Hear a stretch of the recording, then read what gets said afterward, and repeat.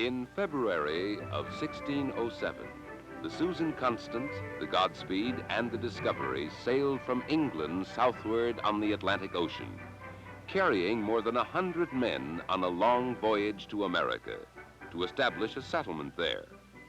The three ships had left London on December 20th, 1606, and sailed to the Canary Islands off the coast of Africa. After taking on fresh water supplies there, they began their journey westward across the Atlantic. It was a long and dangerous voyage. But why had these men left England for America? Some of the passengers, workers like Robert Small, a carpenter, James Reed, a blacksmith, and John Leyden, a laborer, had come on this expedition because there were few jobs in England. Professional soldiers like Captain George Percy and Captain John Smith had come for adventure. Their military skills would also help protect the new settlement. There were boys, too, like Richard Mutton and Nathaniel Peacock, who were servants to gentlemen. It was gentlemen who made up the largest group on the expedition. Gentlemen who had invested in an organization called the Virginia Company of London.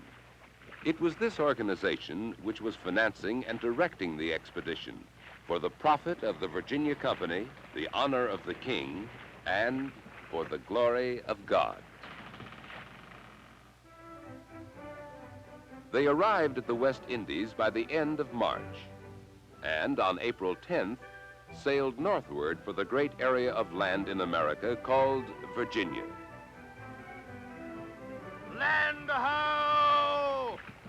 Virginia! Early the morning of April 26th, the land of Virginia was sighted. Here, in Virginia, the colony would be established. That evening, Captain Newport, the commander of the three vessels, opened the sealed orders from the Virginia Company. Now it was learned who would be on the council that would govern the members of the expedition and their settlement in the New World. In the orders, the reverent dedication essential to this expedition's success was stated in these words. Lastly and chiefly, the way to prosper and achieve good success is to make yourselves all of one mind, for the good of your country and your own, and to serve and fear God, the giver of all goodness. For every plantation which our Heavenly Father hath not planted shall be rooted out. They explored along a river, which they named the James River for their king, and occasionally saw curious Indians. They at last chose for the location of their settlement a peninsula, nearly an island, about 60 miles up the James River, safe from the danger of Spanish warships and easily defended against possible Indian attack.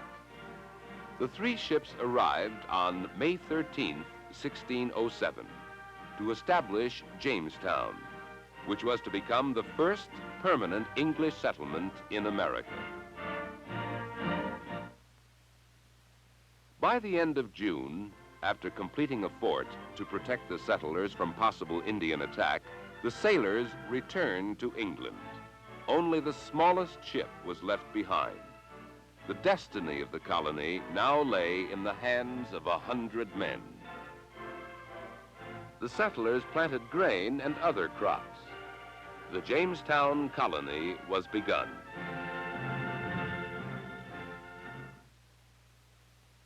But as the hot summer came on, its heat became almost unbearable. The council, which included John Smith, had been warned to govern with a unity of purpose. But it was not of one mind when problems arose. Council action was blocked by the stubborn disagreement of its members.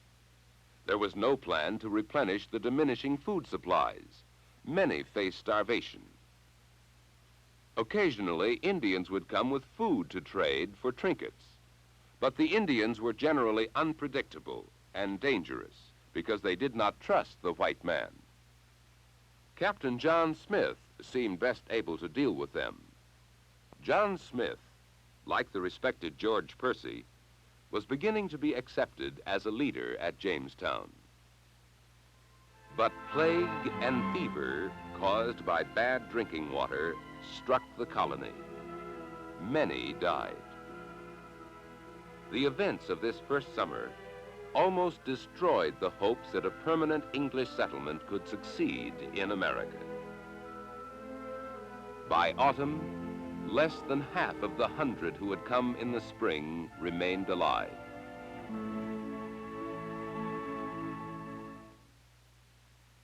But now there was hope again among the settlers that Jamestown might survive.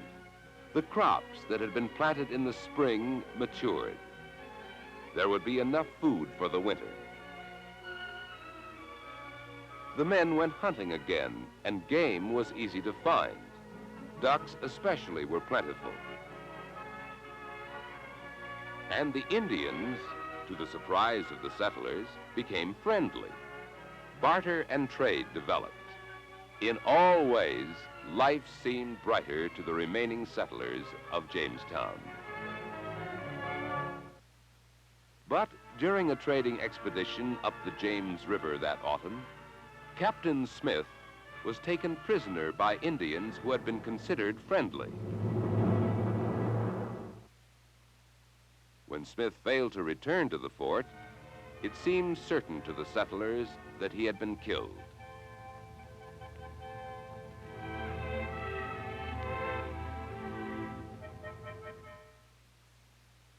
It's Captain John Smith. He's here. In December, there was Captain excitement Smith at the is back. fort, for Captain John Smith returned in good health. Many years later, when he wrote about his adventure, he told that his life had been saved by Pocahontas, a young Indian princess. She had refused to let her father's braves kill Captain Smith. Her father, Powhatan, was chief of the tribe. Pocahontas later became an important friend to the Jamestown settlers. With John Smith's return, his importance in the colony increased. By the end of 1608, Captain John Smith was president of the council and an efficient and industrious leader. One of his first orders was that no one should get a share of the food without doing a share of the work.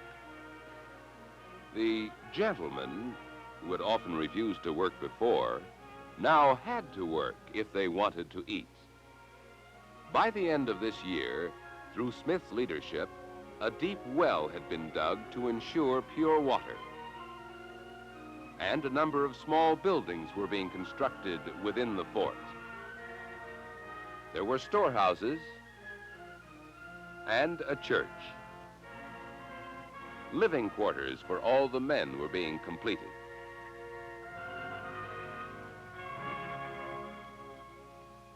Now, women were at Jamestown. They had come with a new group of settlers. Anne Burroughs had come as a maid, and a few months later would marry John Layton. That year, English family life began at Jamestown and would grow as more women, such as Anne Burroughs and her mistress, came from England.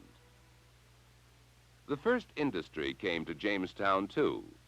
Workmen came to produce glass, with the hope that perhaps in this way Jamestown might be able to support itself.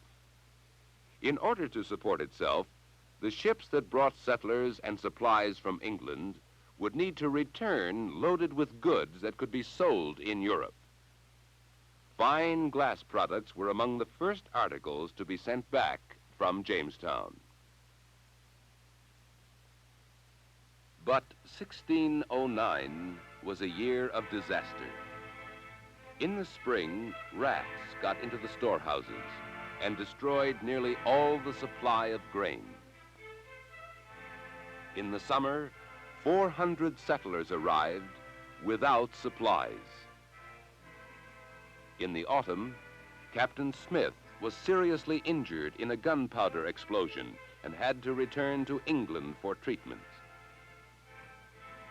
George Percy was elected president of the council, and though he was a good leader, disagreements and arguments again arose. The unity of purpose in the colony that had existed under John Smith was destroyed.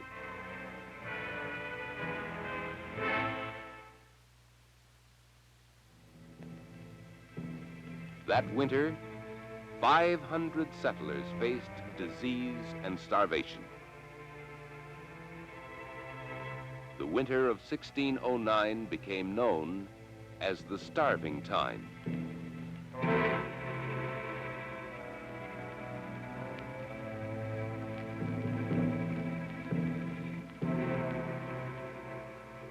By spring 1610, only 50 were left alive. In May, it was decided to leave the fort after more settlers arrived without supplies.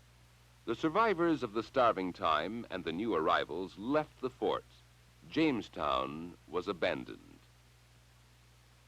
But at the mouth of the James River were 3 ships, bringing still more settlers and supplies for a whole year. When the people who were leaving learned of this, they returned to greet the new governor of the colony who had come with this latest group, Lord Delaware, who was to be the first of the strong governors who restored the unity and dedication of the settlers. Justly yours for your haughty vanities and sluggish idleness. I earnestly entreat you all to amend these desperate follies, lest I should be compelled to draw the sword of justice and to cut off such delinquents, which I had rather draw, even to the shedding of my own vital blood, to protect you from injuries. The unity and authority of Lord Delaware's government substantially solved the problems that had faced Jamestown in the past. In 1611, Sir Thomas Dale became governor of Virginia and became famous for his strict enforcement of a code of martial laws that further aided in Jamestown's survival.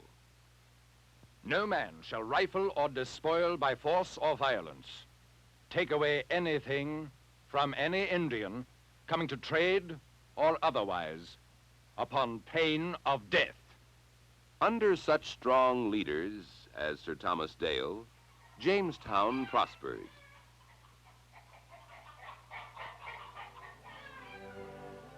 One of the early settlers, John Rolfe, began experimenting with tobacco, trying to grow plants that would be well received in European markets.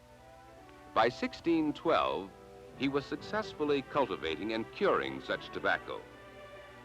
It was this John Rolfe who, 2 years later, in the church at Jamestown, married Princess Pocahontas.